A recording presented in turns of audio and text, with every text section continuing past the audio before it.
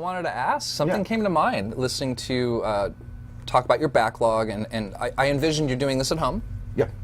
Do you think a Beat Buddy would excel that process? Absolutely, actually. Like I said, I don't use pedals and I don't use drum machines or anything like that. But I was noticing the ease of using that and just being able to, do it as like a guitar pedal, like you're doing. So let's get that cam on real quick. No, continue the ease. So here's the ease of that, right? Yeah. It's just So right when you turn it on, you get a 4-beat fill. Yeah. And you can alter it if you don't want that. You can just turn it on where it's starting to stop. So there's our beat, right?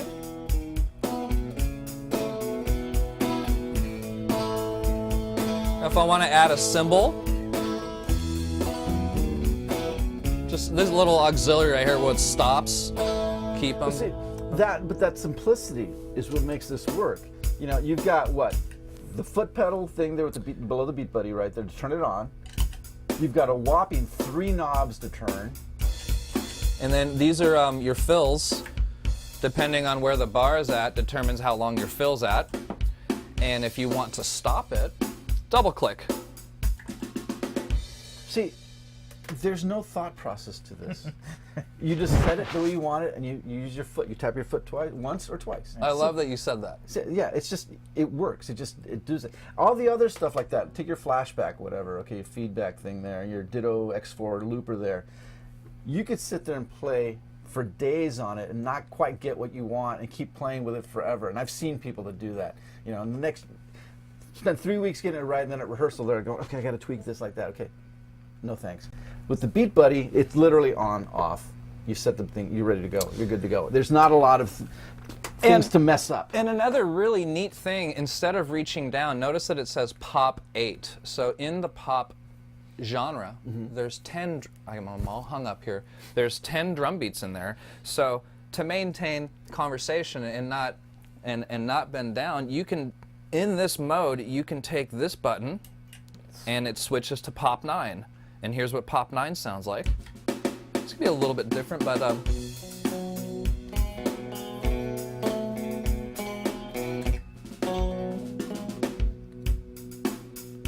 and then if I stop it, I can scroll through. There's Pop 10, Pop 11. Wow, we have 12 beats in the pop category, and there's Pop 1, Pop 2, and well, the other thing too is that it actually sounds pretty good. Yes, it does. Yeah, I'm glad you think so. The beats are actually pretty good. Too many of them just sound mechanical. And I'm working on a track with a songwriter from back east, and he sent me his tracks, and it's all done with a drum machine, and you can really tell that it's artificial. And you just I can't dig that. I went ahead and changed the. It says the standard drum set. So if you wanted to like change the tone of it, like you'd hit this drum set button, and right now we're on the standard drum beat. If I wanted to put the rock drum beat on, same beat, different tone, and you'll notice that this may be a little bit louder.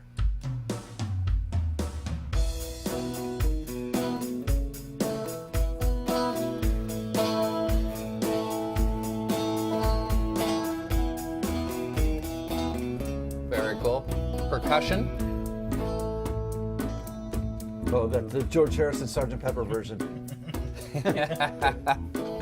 Interesting. No, I just this is the.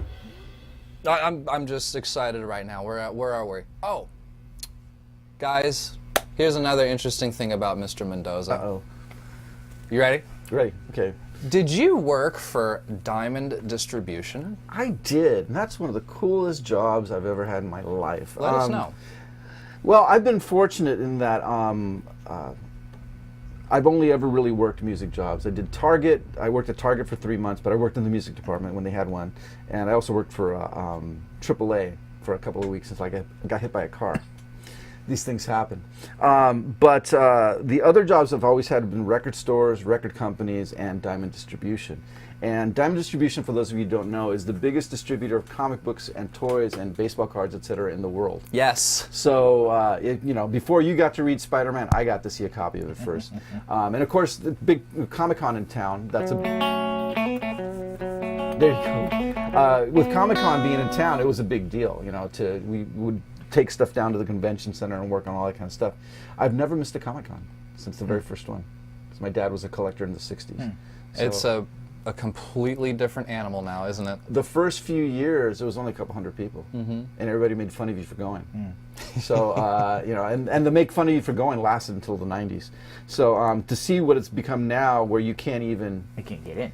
yeah, well, it's just insane. In the old days, I mean, you could hang out with Stan Lee or Jack Kirby or Ray Bradbury and go to breakfast and just, you know, meet everybody and just walk up and have conversations. It was just a great time. Nowadays, it's security guards and got to get a ticket to get an autograph like 3 hours in advance and line up 2 days before. That's not a lot of fun. But there's so much to do that you can avoid it. A couple of years ago, I was going to go see a Big Bang Theory panel. Cool. One of my favorite TV Great shows. show. Great I show. love that show.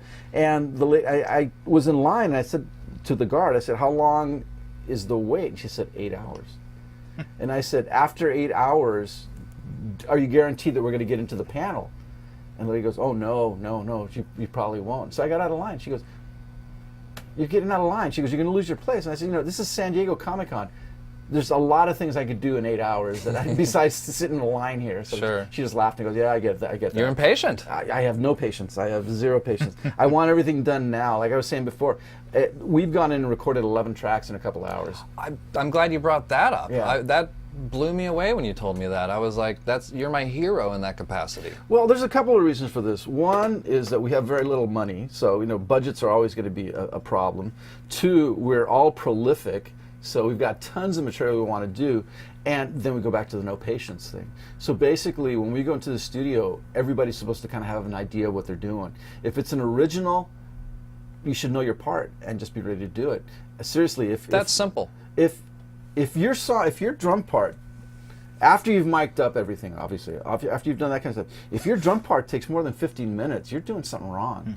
I mean, that's time to run through the song 4 times. I mean, come on. I think that's a fine thing to say. You know, so yeah, I also have no problem with like stopping and starting. Like, okay, we got to this part, continue. Okay, fine. Because, like I said, the stuff is usually brand new. We do a little different with covers because we arrange them our own way. We don't want to do a Knack cover exactly like the Knack did because what's the point? We're not the Knack. So how would you change a Knack song? Is it maybe a harmony, add a guitar solo? Actually, we just did Your Number, Your Name for this album in Australia, and we made the guitars a drone, first of all. We replaced the second guitar lead, because there's 2 that play against each other, with a piano. Even cooler. Okay, we rearranged the outro so there's an actual stop and goes boom and it comes back in. So that totally changes the nature of the song. And then actually for this one we removed the harmony vocals because in that particular song there's only harmony vocals in a couple of spots. They're very high. So we thought the only thing that would work would be to do that again. And again, we're not the Knack, so let's not do that. We just make the vocals strong enough to stand on their own without harmonies. Cool. So I think it came out okay. So, you know, because we don't want to, you know, I mean, we did Oh Caroline for the Cheap Trick tribute album. You know, we're not going to be better than Rick Nielsen and the crew. I mean, don't even try. You're just going to embarrass yourself. So we came up with a slightly different arrangement that actually rocked a little harder than their version. Cool. Very cool. And so, you know, we try to change things up a little bit. And every once in a while you get lucky. I mean, we did a thing for Mr. Holland's Opus, a version of Blue Chair by Elvis Costello. Didn't particularly like the song, but my girlfriend at the time loved it, and she kind of pushed us into recording it. And go figure, we had a #1 song in Sacramento with that on local radio up there. Really? Yeah, so it happens. On top of raising a ton of money for school programs through Mr. Holland's Opus.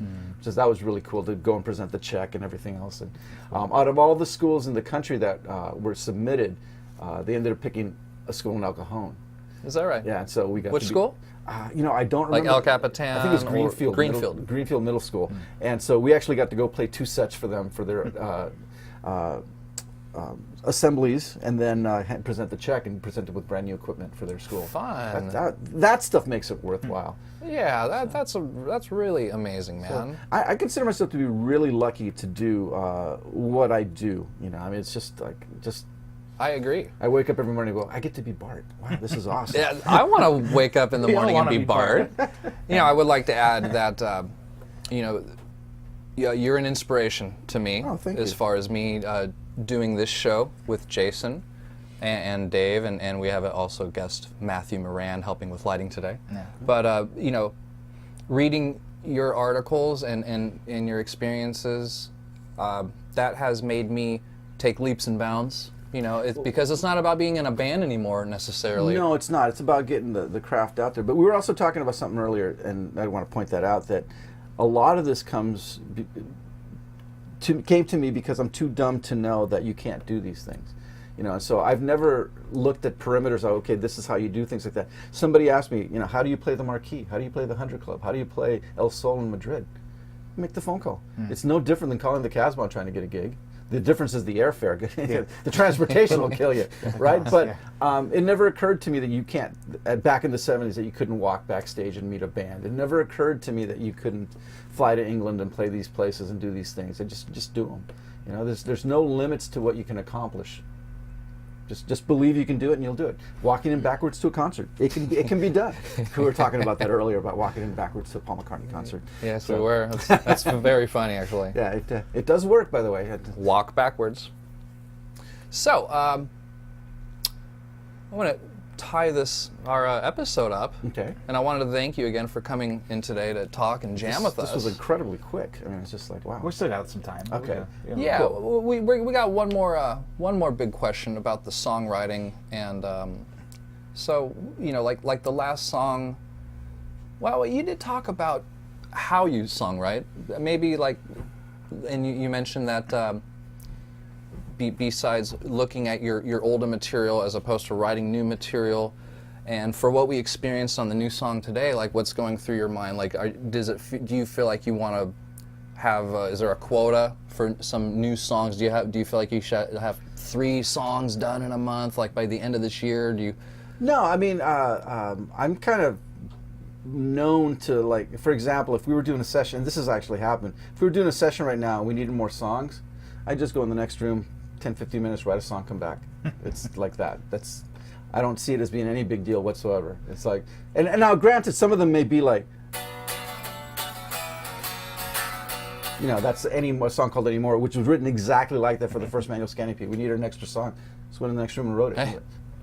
10 minutes later came out, we played it and recorded it. It's like,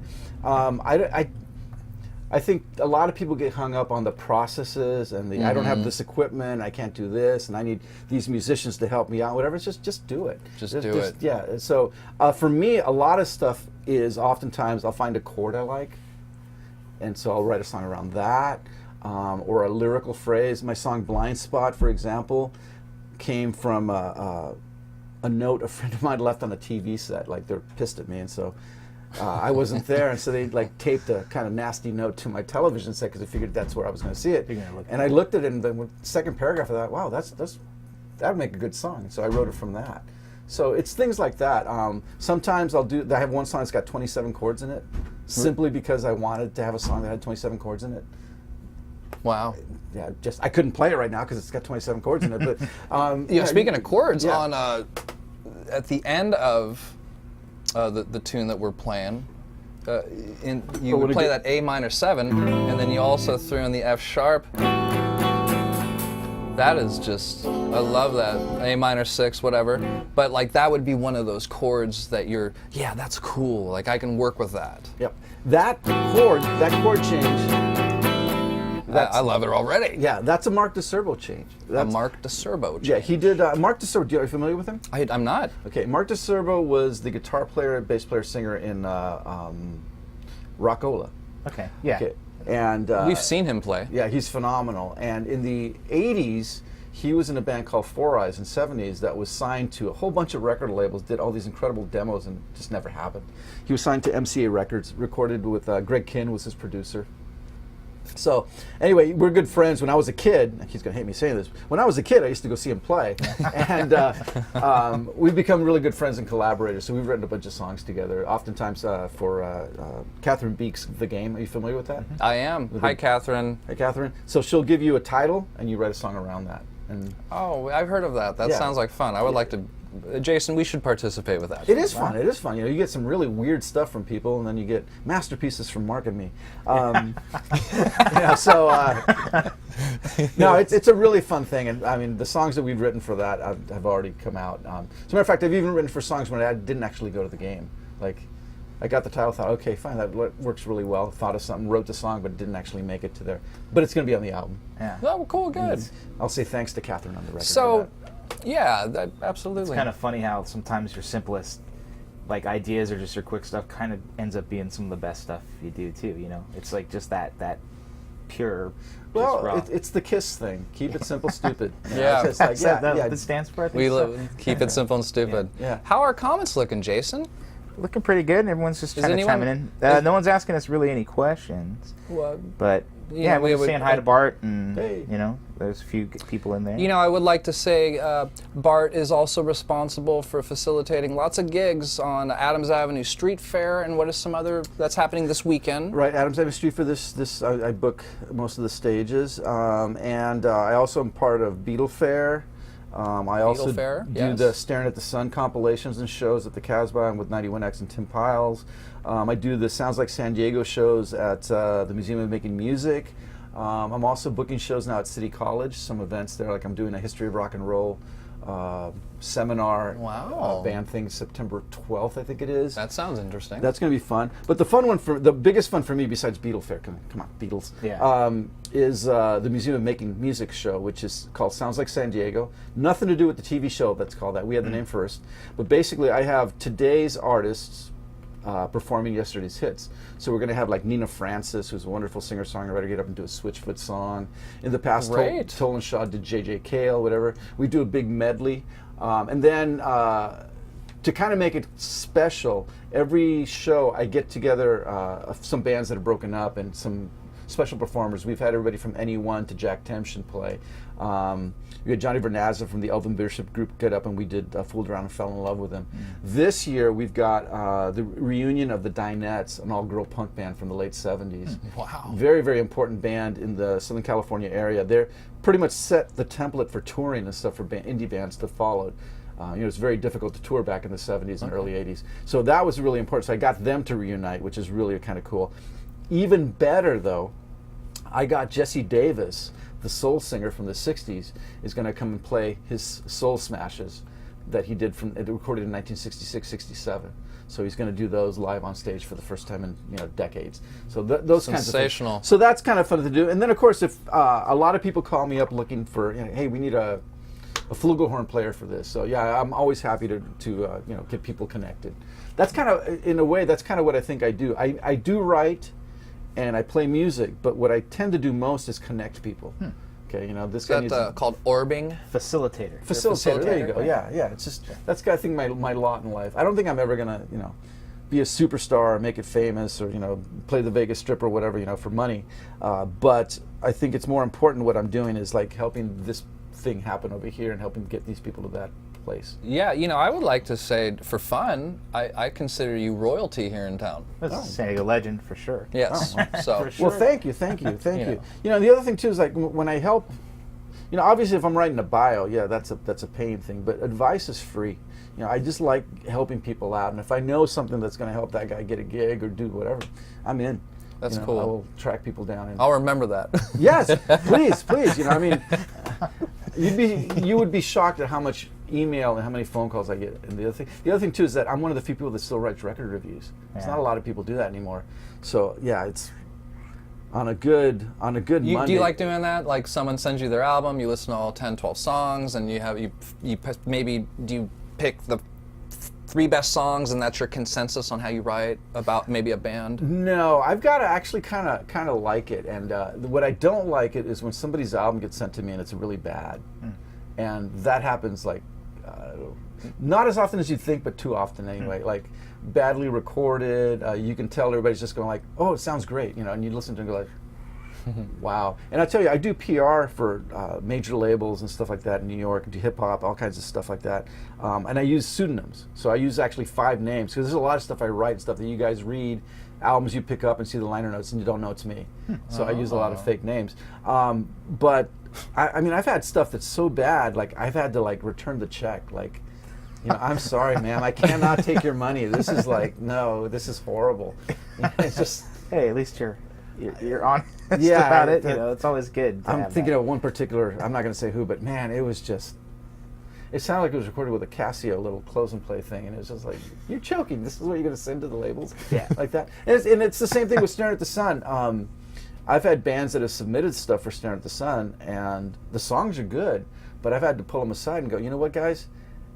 It's not going to do you any favors to release this sounding like this. And sometimes they get upset, and I go, okay, now let me play you this, your song. Okay, now let me play you 3 other tracks. And they're saying, oh, okay, thanks, man, appreciate it. Yeah, now record it, you're on. Okay, get it done right. But I don't have a problem with letting people know. But it kind of sucks a little bit to go like, sorry, man, your best effort didn't cut it. Yeah, that doesn't feel good sometimes to do that. But I think it's a lot better to use it as a learning experience and be honest about it. Because we've all had horrible gigs where people come up, dude, that was great. What planet were you on? And I've had some of those. yeah, and I'm the kind of person that will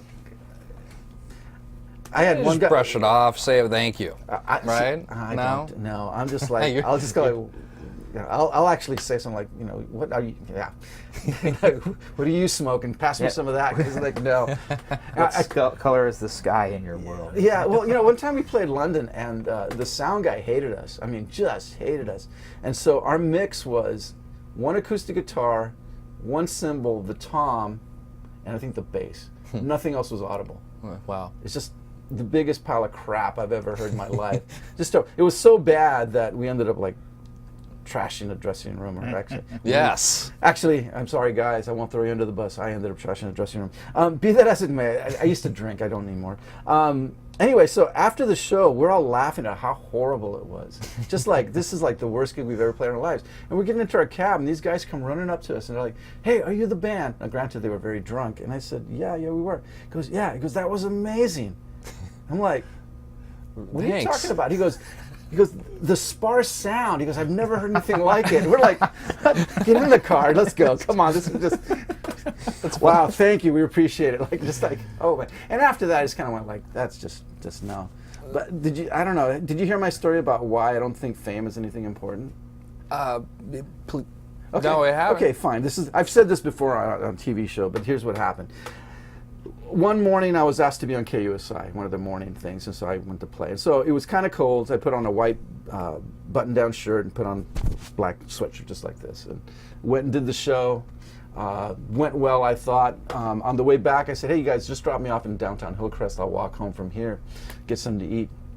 And so they dropped me off, and I'm walking down the street, and this little old lady looks at me and just waves, like, hey! And so I'm thinking like, hey, cool, she saw me on, a lot of people watch KUSI, so yeah, okay, fine, I get it. I'm walking a little further and people are waving, and somebody honks their horn in the car and waves to me. I think, okay, this is cool. So I'm walking home. Like free coffee. Yeah, this is awesome. I'm thinking, I'm feeling great. And, again, I'm like 2 blocks from my house, which is over by UCSD Medical Center, and this attractive woman waves to me, and it's like that, and I thought, wow, I got to call KUSI and let them know how these people all really just enjoy this show, right? And just then, because we're by the hospital, I see this man in a wheelchair being wheeled by an orderly. Ah. And he looks at me, and I'm about to say hello because, obviously he recognizes me from KUSI, except that he looks at me and says to me, good morning, Father. So good to see you. It's like everybody thought I was a priest because my collar was thick. That's why everybody was waving to me. So okay, from then on, like, no, it's got nothing to do. It's not about me. It's not about me at all. Yeah. So that's a cool experience. It's certainly comedic, but awesome. I still think back and just laugh because, man, yeah. It's not about me. Great stuff, Bart. I could talk to you. We could listen to you all day. Oh man, I got stories. We could go on for hours. But we are. I will move us into the last part of our show, and I wanted to say thank you for everyone that is watching and listening. We're having a great time getting to know Mr. Mendoza. This is wonderful. And, this is a lot of fun. Yeah, good. And we'll have you back soon. We absolutely. Yeah, it's been great. So before we start playing, what's up, guys? Do you have any thoughts? Do you any suggestions for our show? Do you like our lighting? How do you feel about Jeff's wig? Anything. Write something on the comments. We would love for you to be a part of the growth of this show. And we all love going on recommendations. And we are going to play, and Bart is going to lead us out. And everyone have a wonderful week. I'm MikeRuggirello, and I'm Jason Thomas. Thanks again for watching. And again, Mr. Bart Mendoza, he's going to take us away. Still take my breath away. Here we go.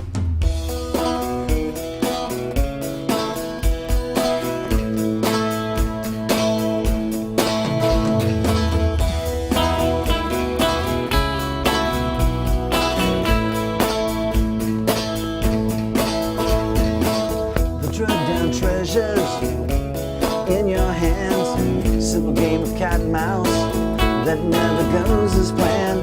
We run in circles when we're not hiding in a haze, laughing at the little some things we can't pretend to praise. But you still take my breath away. You bring me danger. You still take my breath away.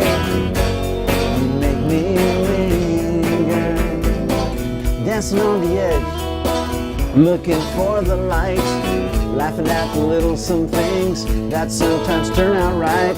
As I recall, you really used to like the rain, used to laugh aloud at things you won't explain. But you still take my breath away. You bring me danger. You still take my breath away. You make me linger.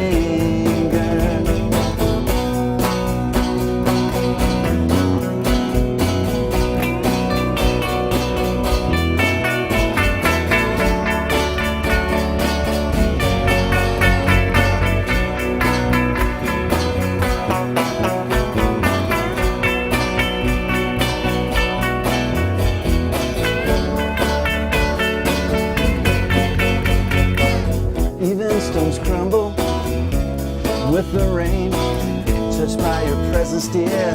Coy words and long refrains.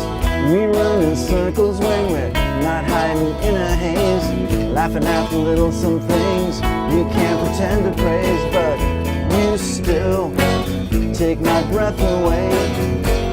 You bring me danger. You still take my breath away. Make me linger. You still take my breath away. You still take my breath away. You still take my breath away. Nice ending.